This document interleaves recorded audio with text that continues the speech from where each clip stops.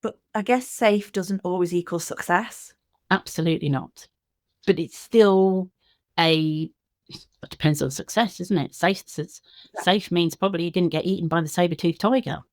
So therefore that would be success. But in these terms, and that's what we have to remember, is a part of us deems success as not dying. Welcome to the Treat Your Business podcast, the show for clinic owners who want real, honest advice and tried and tested ways of doing things. I'm Katie Bell, and this is the new era of bigger insights and bolder conversations to help you grow a clinic and a life you love. Let's dive in. Welcome back to the studio, Philippa Alrdridge. Thank you, Katie. It's great to be here. I'm so excited for you to be here. As always, I love these conversations. We have decided together, I don't know if it was a joint decision or I told you, but we're going to talk about procrastination. We are.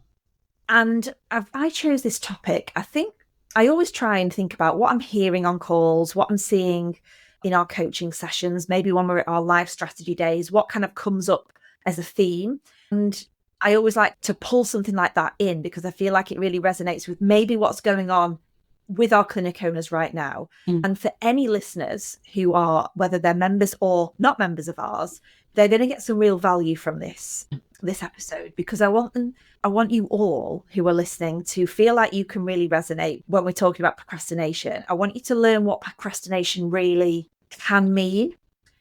And of course, we're going to give some great tips and advice and practical ways of them overcoming procrastination and being able to make decisions that might well be out of their comfort zone to help them move forward with their business and their life. Philippa, my first question to you is, how do you define procrastination? Well, I went to the dictionary to start with. So if you go to the dictionary, it is the action of delaying or postponing something. Yes. And we all know that's what happens. But actually, from a mindset point of view, procrastination means that you might be avoiding doing one thing, but you're doing other stuff. So a part of you still feels like you're getting things done. So you can justify avoiding the thing that you were avoiding. Procrastination is basically a habit. It's a safety mechanism, a coping mechanism to a perceived threat or stressor, which might seem a bit weird when actually you're trying to write a marketing email or trying to take on your first team member, but you're procrastinating over in that job advert. But the thing is never the thing, it's what it means to you. So if you are procrastinating over something, it's understanding the stress underneath it. What does that mean to you? If you write that job advert and you get that team member, what other stuff is coming up for you?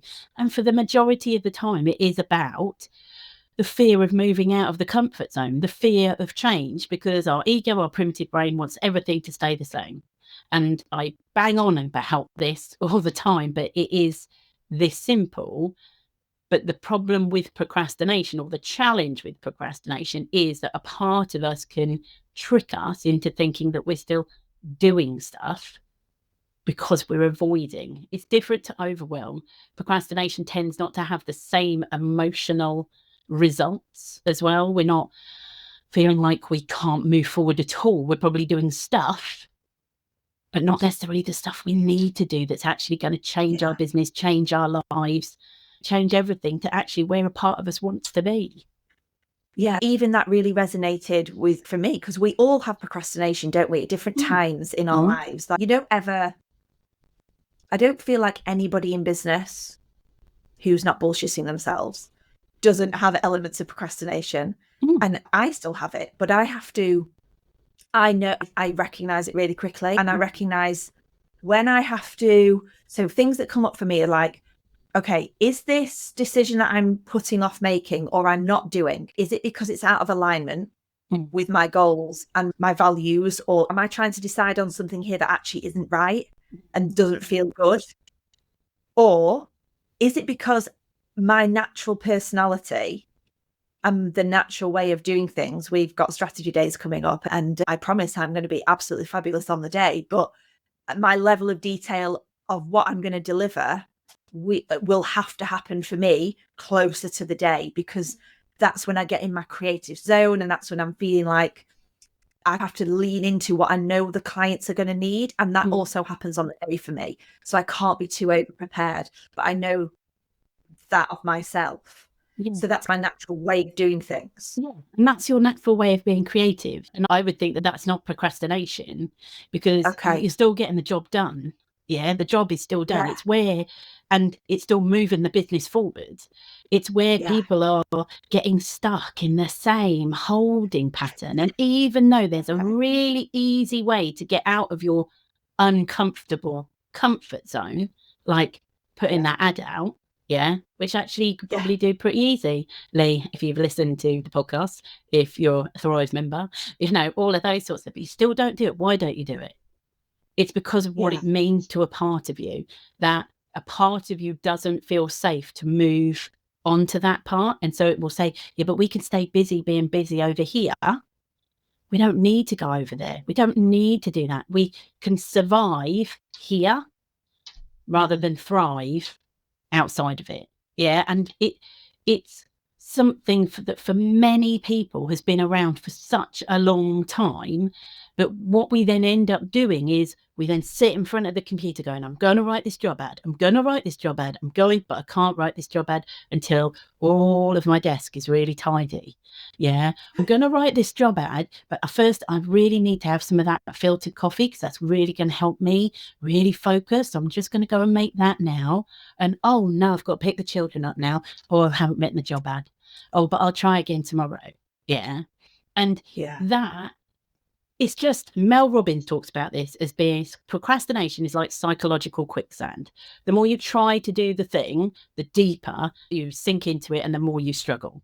So actually, if you're sitting there at the computer and you're thinking, I need to tidy my desk, I need to get that filtered coffee, or maybe I'll just groom the dog first, or whatever, what you're hearing is a part of you going, I'm not ready yet. I don't have enough information about why writing that job ad is going to be the best thing for us. So at that point, we need to give ourselves some more information.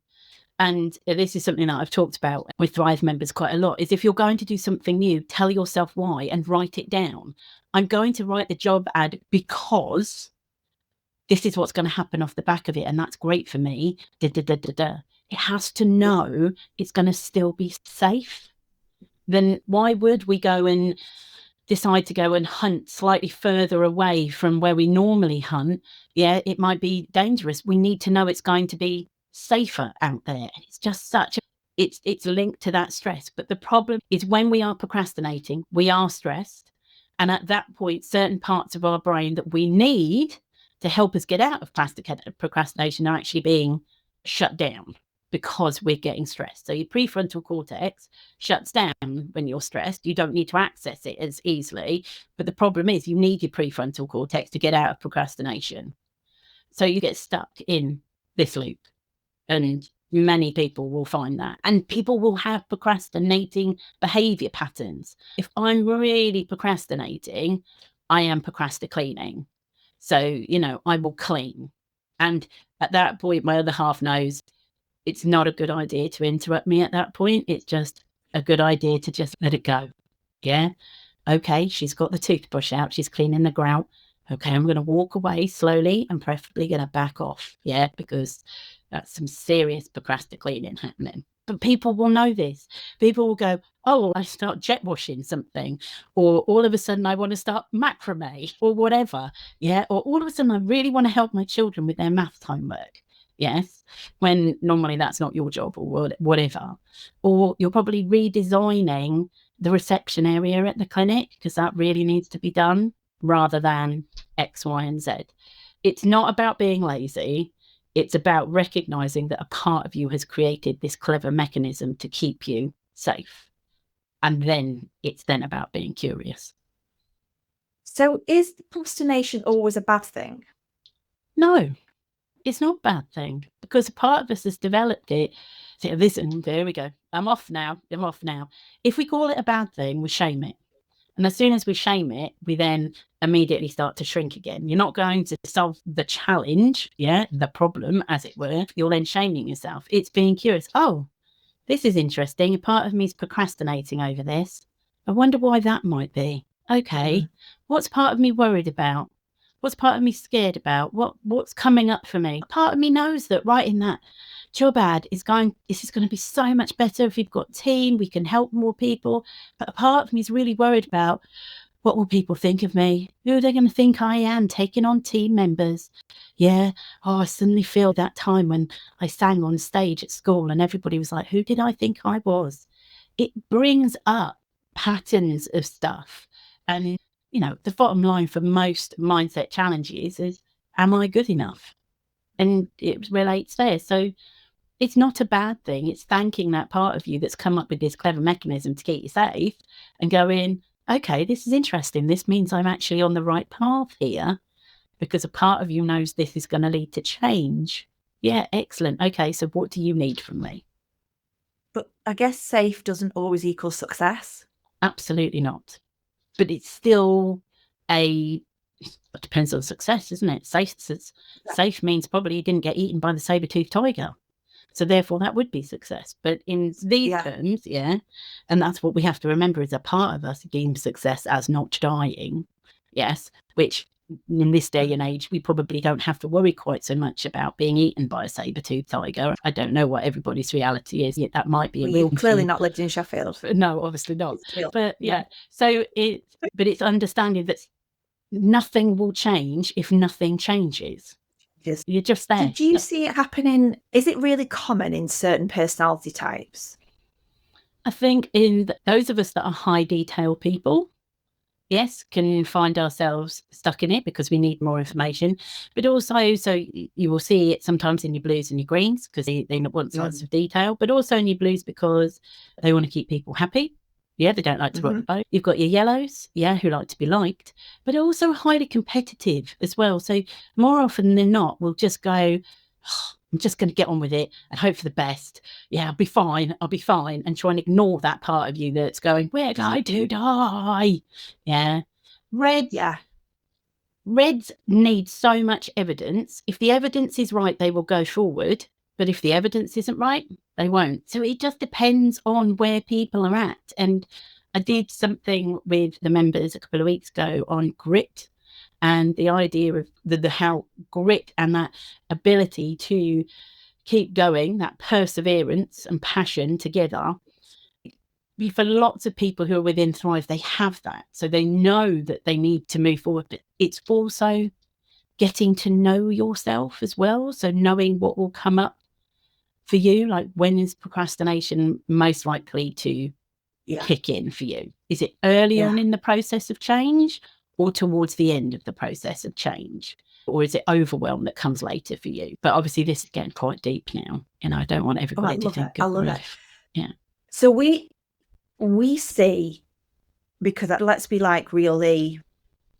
bold here in how we see this show up, because we get the privilege of working with lots and lots of clinic owners and helping them overcome this, and also helping them or highlighting to them when perhaps I always say on Q&As, somebody else asked me a question about something and my first question always is, what's really going on here? Because that's not the real question.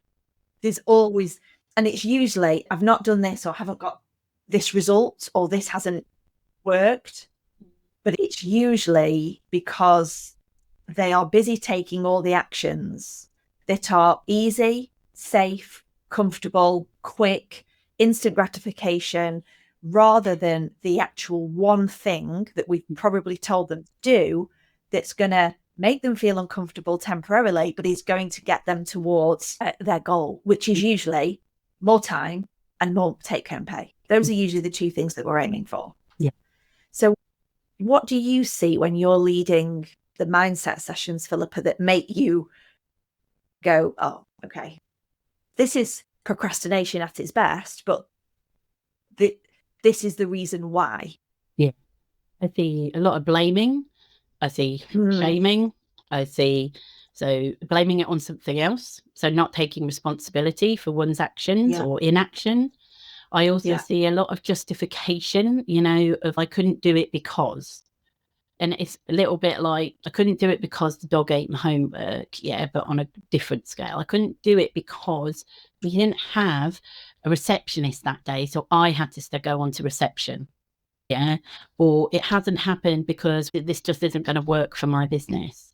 Yeah. Or there's a lot of little mechanisms and phrases that pop up that start to think there's some blaming, there's some relinquishing of a responsibility, and there's justification happening there. So it's like a part of you, and well, a part of you is doing this, is justifying how to keep you in your comfort zone. Because we know the fundamentals, those foundations that are going to make such a massive difference to your business, because we have done it time and time again. We're not asking people to do something that we've just plucked out of thin air, but then a part of them is, no, I'm still not going to do it because that's not going to work for my business, or that's not going to happen because I haven't got the time for that. But actually, we have to remember short-term pain for long-term gain. And some of us forget this, and I quite often liken it to, if you want to run a marathon, you have to put the little bits of training in, or the horrible training in, whatever way you want to put it. You're going to have to go and run on horrible days when the wind and the rain is sideways, but it's going to be so worth it at the end. And to be fair, most of the things, and this is my perceived experience, that we ask you to do in Thrive are never going to be as horrible as running a marathon. Definitely not. Because that's horrific on every level. Yeah, exactly. But it's trying to start to, for me, I'm really curious about when people start to say, and I quite often repeat stuff back to people. So what I heard you say was, da, da, da, da, and people will go, oh, that's not it, is it? No. Yeah. But it's all that justification. And it's also, if people start to get a bit more emotional about things as well, I then think, and people think I'm not nice because I take pleasure, and I get excited when people get emotional, because I know part of them is really fighting to avoid it. Yeah. Because it doesn't have enough information. And your reds obviously then need far more evidence to know that it's going to work. Yeah. And your greens need to make sure that it's been researched, all of that sort of stuff. And your yellows need to know that they're going to win, and blues just need to know that everyone's still going to be happy at the end of it. Yeah. And isn't it funny how the things that we are often procrastinating on are I wouldn't, can I say always? I'm going to be bold and say always, are always the things that are going to change your life and your business. It is. The thing that you're avoiding is the thing that's going to set you free. Yeah. It really isn't. And it might feel big, or it might feel small. But we also, I think we're wired, particularly in British people, I'm going to lump us all together here, but we are wired to always think about what's going to go wrong. I always say to people, okay, let's write that down. If a part of your brain needs to acknowledge what could go wrong when we put that job ad out there, or we fire that person, or we get rid of them out of the business, or we make this big decision, whatever it is we need to make, let's write down what could go wrong. But now let's write down what could go right about this. And often never really focus on all of the things that could go right about it. Absolutely. But I think also when we're in our stress response, our brain is obviously looking for all the dangers. It is naturally starting to filter for the worst case scenario, because it needs to be prepared for the fact, is it going to need to fight, flight, or freeze? Yeah, it needs to know what it's going to be able to do. So there's no point in looking for the best case scenario, because that's not going to help me survive at that point. If we're procrastinating, we've moved into survival mode. Yeah. But like you said, we have to get that out of our head. You can't leave it in there swimming around. You've got to get that worst case scenario down on paper. And it might be there are 20 worst case scenarios through all of this, and you have to get all of that out. And then ask yourself, in a court of law, could I stand up and deliver evidence that this is actually probably going to happen? Yeah. Yes or no? Well, no, I couldn't. No, maybe 50-50. Okay, so give it 50. But you have to do that for yourself to soothe that part of you that is scared. And then, like you say, go and put down the best case scenario out of all of this. What's that like? How does that feel? Could that happen? Do you feel that could happen? I do. You could give that a percentage. What's the likelihood of that happening? 70%, because I've just seen somebody else in Thrive have that happen to them, or whatever it might be.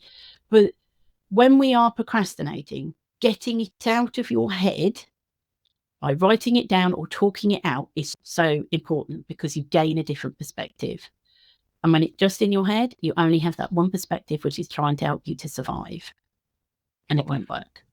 I'm thinking here, like, sometimes I often think our voice in our business is our best and biggest strategy. I often think it's the one thing that we hide away from because we think nobody really wants to hear us, or I might say things wrong, or I might fluff up my words. Welcome to the Treat Your Business podcast. That is me all over. I say the wrong thing, get my words wrong. I make up words, but who actually cares? Because if I was to allow the fear of people might not like me, they might not what I say, they might not find value in it, I might not look in a certain way, all those things that can swim about in your head before you get on a podcast like this. If I allow that to take over, I don't make an impact on the world. I just stay in this really small kind of comfortable zone in Sheffield where I possibly might be eaten by a saber-toothed tiger, but I just stay there and I don't grow. And I sometimes have to say to myself, what am I really scared about? By coming on here and fluffing up my words or saying the wrong thing or not asking the right questions or not, whatever it is that's going through my head, I have to ask myself, what am I really scared about? And it is usually people not liking you or people calling you out or other people say, and that goes back to all the stuff we've talked about, looking at what 7-year-old Katie was dealing with. But then I have to say to myself, could I cope with that if somebody said something negative? And my logic brain always goes, yeah, because my logic brain goes, I'm not really that bothered what people think, but there is a part of you that, and it's often a small part, it's not the biggest part of you, but there's a small part of you that still wants to hold you back and still wants to keep you in that comfort zone. And sometimes when we talk that through on Q&As and in our mindset sessions and our strategy sessions, when we actually talk about what we're scared of, and then we go, could we rise above that? Could we cope with that if that was a scenario? And all of the clinic owners go, yeah, I totally could. So now what's stopping you? And usually quite quickly, they just go, excuse my language, I'm about to swear everybody, fuck it, I'm just going to go and do it. And then I say, and when are you going to do it by? And how we're going to hold you account, how we're going to know that's happened. So it's almost, it doesn't take a lot to overcome some forms of procrastination, in my opinion. Would you agree? Sometimes it's as simple as, and I've got a little list here of things that you can do. It's as simple as going, oh, a part of me is procrastinating. That is enough just to acknowledge it for your prefrontal cortex to go, and to kick in and you to be able to move forward and do something with it. Yeah. Sometimes many people will have read Mel Robbins' book about the 5-second rule. For some people, it will be as easy as going 5, 4, 3, 2, 1, screw it, let's do it. Yeah. And just getting on with it. Now, I know for a part of me, if I went 5, 4, 3, 2, 1, to me, I would go 5, 4, 3, 2, 1. You can go and stick it where the sun don't shine. And I would dig my heels in and not do it. So the way this is about knowing yourself as well. If I'm trying to get on with something, I will say, okay, I only have to do it for 5 minutes. Let's do it for 5 minutes and see what happens. And I'll actually put a timer on my phone and it'll go off at 5 minutes. And if I want to walk away, I can walk away at that point. Some people I know will actually say, I'm just going to write the first line, or I'm just going to set up the tripod if it's a recording a video or something like that. Yeah. Just do one thing. But also it's remembering though, and I think I've introduced these 3 questions before, but remembering how long, how much, how often. So how long do I want to procrastinate for? Actually, a part of me would like to procrastinate for 3 hours, please. How much do I want to do it? I really want to procrastinate and not do anything to do with the business, and I'm going to go off and I'm going to do X, Y, and Z. And how often do I want to do this? Actually, no, I just need to do it today to give myself a bit of space. That's all. So you create an agreement with a part of you. Yes. So sometimes it can be really easy. 5, 4, 3, 2, 1, or 5 minutes. Let's just get on with it. But sometimes it needs to be a little bit more. Sometimes it needs to be you've got to talk it out with someone, or you've got to write it down. But also sometimes you've got to actually write about, why am I doing this, to remind yourself, because most of the time when we're avoiding doing that thing, it's because a part of us has forgotten about how it's going to make our life better. And we have to remember to soothe that part of us. We can also do things to to strengthen our prefrontal cortex. Juggling, singing, dancing, movement really helps. So for lots of people when they're procrastinating, go and connect with your body, do something that helps you to move, and that helps you to then get out of your head and to actually go, oh, I can do that actually. I don't know what I was worried about. So there are lots of things, but also I think what we find in Thrive is that being able to talk to somebody, a peer, a coach, and just be able to go and be honest. I'm avoided doing this and I'm really interested about that. Anybody got any advice? Yes. That is huge. And it's not having that shame of going, I'm avoiding doing this as well. Yeah. It's and that takes time to get to know yourself. And you have to want it. You have to want it. And I think it's knowing that if you didn't want it, you wouldn't be procrastinating over it in the first place. You would have just decided not to do it anyway and chucked it in the bin. Yeah, so it's obviously still important to a part of you. And I think what you said there really highlights the importance of having a community and mentorship. Because in business, I think to create success, whatever success looks like for you, and if you haven't listened to the podcast episodes that I've just done recently around defining success and what success means, I encourage you and I urge you to go and listen to those. But I think you need strategy. You 100% need mindset work, which is why we are so keen to bring both into how we do things. But then there's this third element for me, which is community. And that is when you are in a space, a safe space with other people, and you recognize parts of you in others. I'm going to relate this to becoming a mum. And everybody keeps telling me to go to these fucking baby groups. And I just dug my heels in. I'm like, I don't need any more friends. I'm 40. I don't need to sing Wheels on the Bus Go round and round a million times. Certainly not when he's so young, blah, blah, blah, blah, blah. But what I realize is that being around others, this is going to sound awful, who are having worse night sleeps than you are, or has a baby that has got more reflux than you do, or has a baby that takes longer to wind after a feed than you do, can sometimes make you feel like you're not a complete failure. But also people have advice that makes you go, oh, that's really interesting. Or I'm struggling with that as well. I'm not alone in this. And it's the same in business, isn't it? People often say, I only want to have one-to-one coaching. And it's, yeah, we know that can work in some respects, but actually surrounding yourself with a community of people, like-minded individuals who will have often been there, done it, got the t-shirt, can provide you with the evidence that they've also lent into that uncomfortable part of them and move forwards and come out the other side, is often enough for you to just go, I just need to do it then. It's worked for you. It can work for me. You're no different. And I think that's the beauty of Thrive, is that we've created a community of fabulous clinic owners who are prepared to share and support each other's to all succeed.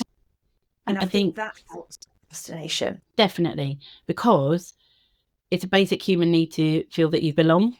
Yes. Yeah. And what you're talking about is belonging.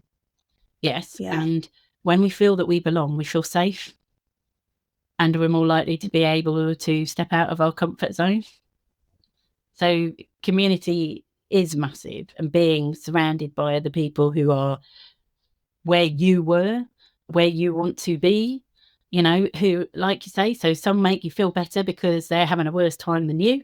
Yes. In terms of night's sleep for you, some of them have got through the other side of that and now have brilliant night's sleep, whatever it might be. It's having those examples, because that social proof also helps to remind you again that you belong as well. Yeah. And so it comforts that part of you that gets stressed about the thing. Yeah. And what it means to you. I love that. Like these conversations always just go wherever we want them to go, Philippa, but I feel like that's really something I want people to just stop and think about, is who you are the average of the 5 people you surround yourself with. So if you want to make more money, if you want to get more time back, if you want to grow your clinic, if you want to, whatever it is that you're aspiring to do or have, you need to go and surround yourself with people who are already doing it or on their way to it.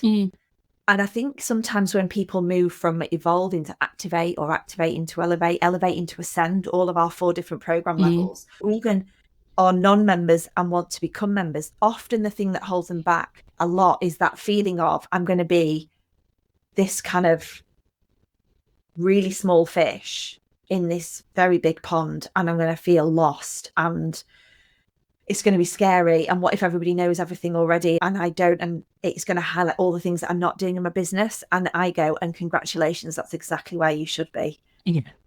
Like, welcome to the pond, because if you are the biggest fish in that pond, and I have been there and experienced that in coaching, and I know you have, Philippa, as well. When you become the biggest fish, it is time to move up or move on. Yeah, absolutely. Absolutely. We are all for that, and we recognize that in our members, but we also recognize when they feel the small fish in the big pond, we see a lot of procrastination. Yeah, we see a lot of blame, shame, all those things that you said. Yeah, absolutely. And all I'm thinking about is the goldfish that I brought home from the fair when I was about 10. It was teeny tiny, and I put it in our pond because I didn't have a goldfish bowl. Yeah, with our other goldfish, which were bigger. Yes. And that thing grew and grew. It was like it was stimulated by the space that it suddenly had, until it grew to be the size of all the other goldfish, which was just weird for me. But then I'm thinking, I think it just challenged it. It was like, okay, so I've got to be this size. I'm going to grow. And we see that, in our different membership levels of people growing to be like everybody else, but with their own stamp on it. But also remembering that some people will be doing really well in terms of bringing on team or with their marketing, but maybe something else isn't great for them. So you're all growing at different times as well. It's not like everyone who's been there a year has got everything sorted. It's remembering as well that you all will learn from one another. Will that ever happen for us? I don't know. For me, no, because you're never done, are you? You are never done. The job is never done. The job is never done. So one of the things I think I just want to touch on before we wrap up, with reminding our listeners how they can move forward with when they might recognize they're procrastinating, not making decisions in their business or in their life. One of the things I want to touch upon is when you're procrastinating because something feels out of alignment, or something doesn't fit with your values. Now, whether they're your personal values or the values that you have in your company. And I think this often, when you're new into coaching or into really knowing oneself, I don't think we often recognize this quick enough. Sometimes we force ourselves to make decisions and do things that feel off and feel icky. What are your thoughts on that, Philippa? This also comes from getting to know yourself and doing the mindset work and getting clear on what your values are. Because I think lots of people, and we see this in Thrive when they first join us and we ask them what their values are, and they're like, I don't know. And I think for lots of people, that's one of the things that makes things a whole lot clearer is, as soon as you know your values, you've got that internal compass of yes or no. And I think that's also when you can say, okay, so let's do a little bit of future pacing here. If 6 months' time I've done it and it's worked out this way, how do I feel about that? In 6 months' time, if I haven't done it and nothing's changed, how do I feel about that? So this is where a bit of visualization comes in as well, and connecting with yourself. If you still don't feel connected to it, you've got no emotional connection to it in 6 months' time, if you've done it and it's worked, or it still doesn't feel right, that's when you know that's not for me. I'm not doing that. But it's also knowing yourself that those are definitely your values and not your family values. So lots of people will say some things to me about, you've got to work really hard, I've got this really strong work ethic, blah, blah, blah, blah, blah, blah, blah. And I couldn't possibly reduce my clinical hours. And they're really, but that's not their values. It's what they've grown up with. So again, it's making sure you're really clear that you're working your decision-making system on your own value system, not on your family value system, which a part of us will try and remain loyal to. That's all fun as well, but that's another podcast. Absolutely. There's so many avenues we could go down here, Philippa. One more question that's just come to my mind. What are the hidden costs here of procrastinating? Oh, in terms of like time, money, missed opportunities, your health. What does stressing and procrastinate? Because you are, whether you realize that you're stressed or not, you are experiencing stress at that point. What's the impact of that on your health? So there's so many costs there in terms of not just business growth, but personal growth. So lots of different levels. And also, if you're stressed and procrastinating about this, then what's the cost when you got to turn up back home and cook dinner and you realize you haven't got pasta or whatever it is? What then happens then? So it's on so many different levels: emotionally, physically, mentally, spiritually, business, personal. There's lots of costs. Whereas actually, yes, it does soothe a part of you, but this is where those three questions, how long, how much, how often, come in, so that you still have the choice rather than it being something that's become out of your control and is just running as just a habit. I'm going to be brave here, and I don't want this to come across that this is me blowing my own trumpet, but people say, how do you become a success so quickly? How did you become a success so quickly in clinic? How did you grow so quickly? And in Thrive, we've seen huge growth in the time that the business is still relatively young. And I'm always like, oh, if I was asked this by Oprah, what would I say? And I can honestly say, I think it, and you know me, Philippa, really well, I think less than I do more. So I don't overthink things. And sometimes that is a problem. I know that you need detail, Philippa, and I forget to tell you things. But you know that of me, and you just ask the right questions. But I do try and just take action rather than overthink the action. And I just I'm just really okay with sometimes it's going to work and sometimes it's not going to work. But the quicker we just move forwards, we will get there faster. And so procrastination doesn't often show up in my life. I'm also a yellow, so I'm a high achiever. So therefore, I don't sit well with procrastination, not getting shit done. Sometimes you have to lead it to making sure the shit that you're getting done is the right shit. But I think sometimes we sit and overthink way too much. Business needs to be simple, and you just need to be consistent with your actions. And that's what we see in Thrive, is when people just take action, whether it's right or wrong, they often are moving forwards towards their goals at a much quicker pace. Yeah. And when you were saying that, I kept thinking about Arnie's quote about want more success, fail faster. Yeah. Yeah. 100%. And that is it. But we've been brought up in a system, in an education system, that tells us not to fail. But also, and I'm not going to go into all the different types of fear right now, it's a really nice and comfortable excuse for a part of us, might be a reason for another part of us to go, I'm scared of failing. Yeah. But actually, that's not it. You're actually scared of success because you don't know what it looks like. But also, we also see that the people who just go, okay, I'm going to do that because you said to do that and I'm going to try it and see what happens, are the people who go, yeah, that really worked for me. Or they question, actually, that doesn't really sit in alignment with my values, doing it that way. Is there another way that I could do it? And so we might come up with another way of doing it. So again, it's about knowing yourself, but it's also about taking the action. Like you say, not overthinking it, but also knowing that overthinking is a pattern that's kept you in your comfort zones. For some people, that is just where they want to be. There's not enough for them on the other side yet, but you've got to do the thing to get the reward. Yeah. Otherwise, you're never going to get it. Segueing nicely into action. What is the one action, Philippa, that you want our listeners to do if they are aware, having listened to this, they are procrastinating over something, over a decision they need to make in their business or in their life? What's the one action you would love them to take? Get it all out of your head. That's what I want them to do. I want them to write it all down, get it all out, and then ask themselves, could I stand up in a court of law and say that's definitely going to happen as a worst case scenario?